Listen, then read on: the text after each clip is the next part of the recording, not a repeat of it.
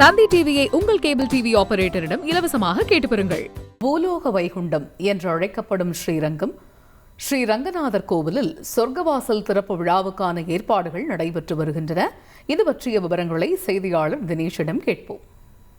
பூலோக வைகுண்டம் என்று அழைக்கப்படுவதும் 108 வைணவ திருத்தலங்களில் முதன்மையானதாக விளங்கும் திருச்சி ஸ்ரீரங்கம் அரங்கநாத சுவாமி திருக்கோவிலில் ஆண்டுதோறும் வைகுண்ட ஏகாதசி திருவிழா என்பது வெகு விமர்சையாக நடைபெறும். அதன்படி இந்த ஆண்டிற்கான வைகுண்ட ஏகாதசி திருவிழாவானது கடந்த டிசம்பர் 30ஆம் தேதி முதல் தொடங்கி வெகு விமர்சையாக நடைபெற்று வருகிறது.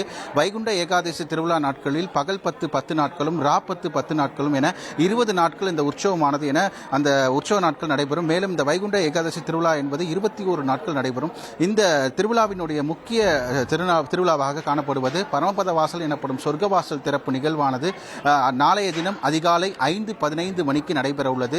இதற்காக நம்பெருமாள் நாளைய தினம் 4:15 மணிக்கு மூலஸ்தானத்தில் இருந்து ரத்தனங்கி அலங்காரத்தில் எழுந்தருளி சொர்க்கவாசல் வழியாக வெளியே வந்து பக்தர்களுக்கு காட்சியளிப்பார். தொடர்ந்து நாளைய தினம் முதல் 10 நாட்களுக்கு இந்த ராப்பத்து உற்சவமானது தொடர்ந்து நடைபெறும் உள்ள நிலையில் இந்த விழாவிற்கான ஏற்பாடுகளை இந்து சமய அறநிலைத்துறை சார்பிலும் கோவில் நிர்வாகம் சார்பிலும் சிறப்பான முறையில் விரிவான ஏற்பாடுகள் செய்யப்பட்டுள்ளது.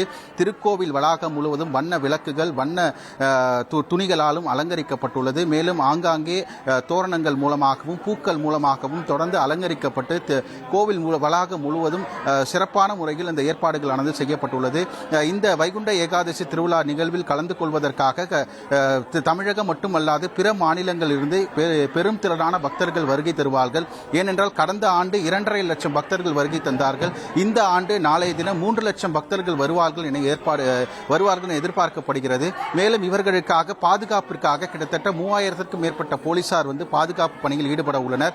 மேலும் இந்த திருக்கோவில் மற்றும் வளாகம் மற்றும் சுற்று பிரகாரங்களில் அதிகப்படியான சிசிடிவி கேமராக்கள் மூலமாக தொடர்ந்து கண்காணிக்கும் பணி ஈடுபட்டு வருகிறார்கள்.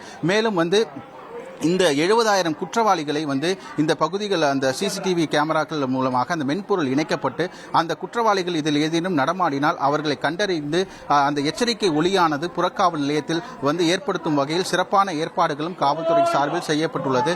தொடர்ந்து இன்றைய தினம் முதல் இன்று காலை முதல் பார்த்தோமேனால் பிற மாநிலங்களில் இந்த பக்தர்கள் வருகை என்பது தொடர்ந்து வருகை தந்த வண்ணம் உள்ளனர். தொடர்ந்து இந்த பகுதி முழுவதும் கோவில் வளாகம் முழுவதும் பார்த்தோம்னா அந்த வரிசையில் செல்வதற்கு நிழலில் செல்வதற்கு பந்தல் அமைக்கப்பட்டுள்ளது.